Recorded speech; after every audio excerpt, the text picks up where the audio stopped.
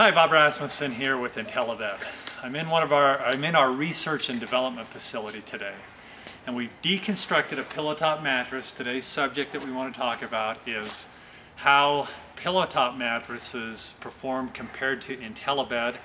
I've got a 9-year-old spring air mattress. We actually delivered one of our beds, took this out of the person's home, and one of the things that we do routinely in our R&D facility here is we cut these beds open to see what their construction is. We evaluate the performance, and specifically we want to understand what made this mattress die a premature death. Well, 9 years is actually longer than the recommended amount of time that the International Sleep Products recommends that you replace your mattress. They say you should replace your mattress every 8 years. Consumer Reports suggest that you replace your mattress every 7 years. Well, we're changing that paradigm at IntelliBED. We'll talk about that more later. So you can see we've cut this mattress in half, and we've exposed the inner spring unit. The first thing that I want you to see is I'm going to lift up this comfort layer here. The spring unit is what provides the support in the mattress, although in this mattress, because the comfort section is so thick, it actually, we think, diminishes the effect of the spring unit down below. But the point that I want to make to you is that if you look at this spring unit here, this spring unit has absolutely no sag in it whatsoever. So in the 9 years that people have been sleeping on this bed, the spring unit is still performing well. So it's clear to us from this dissection that what caused the premature death of this mattress is this excessive comfort layer. Now, most mattresses today aren't built with a pillow top section that is this thick, but nonetheless it's fairly representative of what we see in the mattresses. Foam for cushioning, and they have this insulation barrier in between the cushioning section and the inner spring, and then the inner spring down below.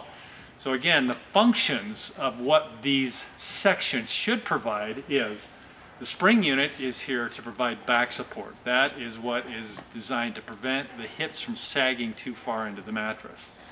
The comfort section is what provides comfort for the hips and shoulders so that you're not tossing and turning all night long. So what I have done is in the other half of the mattress that we cut off, I've pulled out this section from here on up. So it's got these 3 foam sections. It doesn't have the quilt layer right here. It has these 3 foams. There's a convoluted foam on top. They convolute the foam because that gives initial softness. And then there's a firmer foam on the bottom, and then just an insulator foam between here and this polyester batting. This material down here is just cotton. So I'm going to pull this off. So the way that this fit into the mattress before was like so. There's the layer. Now if you look, I don't know if you can see this very well, but there's discoloration right here. This is the area of the mattress where the body was. So this is the center where the hips are. Up here is where the shoulders are. This is the middle of the mattress. You can see there's hardly no use at all here. And in a king-size mattress, this is quite typical of what we see. So what I'm going to do is I'm going to take this section here, and this is a force meter. What this measures is, as we deflect the foam, how much pushback force there is. Now I want to talk to you about resiliency. Resiliency is defined as the ability of a material to continue to push back with the same amount of force over time. Now what we're going to see is a breakdown in resiliency in this foam. And this is what causes the premature death of this mattress, so that it no longer functioned. These people had to replace it. And so I'm going to have you zoom in here. Let me get over to the side here. This is the section of the mattress where the hips are. So the heaviest part of the body is the lower torso. So what we're going to see here, I'll tell you right now, is that in the areas where the greatest amount of force has been applied to the mattress, we're going to see more of a breakdown in the resiliency. So let me zero this, and you see that we have a distance. We can measure the same amount of deflection with each of these tests. So we're going to deflect this 1.5 inches and see what the resulting force is in these various areas. All right. Right there is 1.5 inches. We're seeing 10.5 or 6 in that area. Okay? Now let's go up to the shoulder area. This is the shoulder. And deflect at 1.5 inches.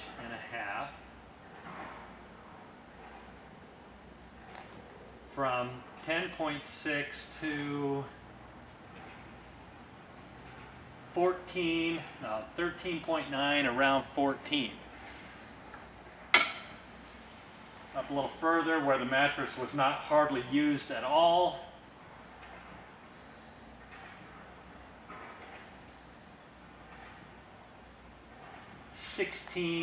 About 16. 10 to 14 to 16. This is the problem with pillow top mattresses, with mattresses that rely on foam for cushioning.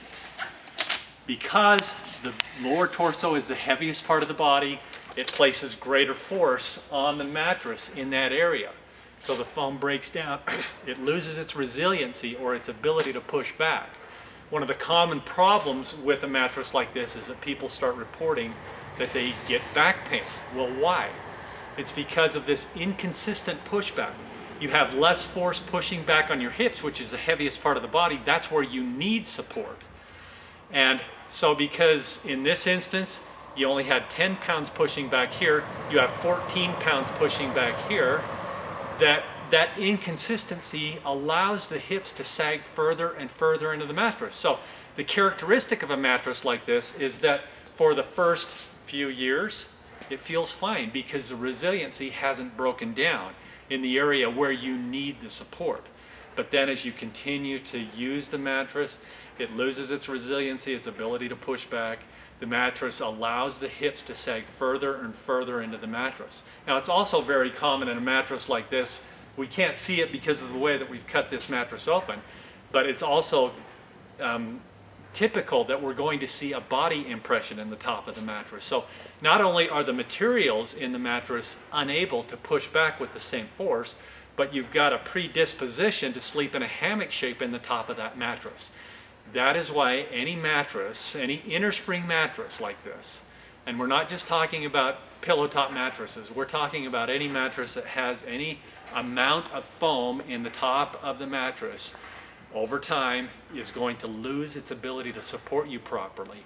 And this is a very thick mattress, but most pillow top mattresses, this is a very elaborate mattress. My estimation is that this was probably a $2,500 to $3,000 mattress in its time, looking at the construction of this bed. So this is not an inexpensive mattress. This is a top-of-the-line mattress. And in this particular mattress, the characteristic will be loss of support. And in a mattress that is not this thick, in a pillow top mattress that is not this thick, that just has the foam, as the foam breaks down, you're closer to the spring unit here. So the tendency of those beds is to lose comfort as well. So the reason that IntelliBED is better than any pillow top mattress out there is because we replace most of the foam in this with a layer of our IntelliGel material that cushions 80% better than foam. It lasts so much longer. Its resiliency, it only loses about 5% of its resiliency over the life of the bed, where that test right there is about a 33% reduction in resiliency after 9 years. If the longer the people would have slept on this bed, the worse that number would have become. And so that's why IntelliBED is the best sleep wellness mattress, especially compared to pillow top mattresses.